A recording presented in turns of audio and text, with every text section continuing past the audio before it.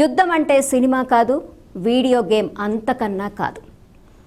ఎండనక వాననక చలిలో తిండి లేక నిద్ర లేక ఎటు నుంచి ఏ ప్రమాదం వస్తుందో తెలియక కొండల్లో గుహల్లో చీకట్లో తమ ప్రాణాలను సైతం లెక్క చేయక మన భద్రత కోసం ప్రాణాలర్పించే సైనికుల గురించి, ఆర్మీ గురించి మాట్లాడే వాళ్ళని ఏమనాలి? ఉగ్రవాద చర్యలను తిప్పికొడుతుంటే దానికి కూడా రాజకీయ రంగు పులిమే నాయకుల్ని ఏమనాలి?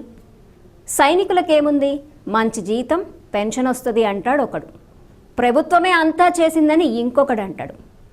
నెలకి 1,00,000 2 లక్షలో మీకు కూడా ఇస్తే చావటానికి మీరు సిద్ధమా? ఆర్మీ లైఫ్ మంచిగా ఉంటే నువ్వెందుకు ఆర్మీకి వెళ్ళలేదు? ఆర్మీలో జాబ్ రావటం అంత ఈజీనా? ఆర్మీలో చేరాలంటే కఠోర శ్రమతో పాటు దేశం మీద భక్తి, ప్రేమ కూడా ఉండాలి. యుద్ధం వస్తే ఎలాంటి పరిణామాలు ఎదుర్కోవాలో అది ఏ ప్రభుత్వమైనా వాళ్ళకి తెలీదా? మనం చెప్పాలా? ఎవరు ఏం మాట్లాడుతున్నారు, ఎందుకు మాట్లాడుతున్నారు వాళ్ళకే తెలియని పరిస్థితి.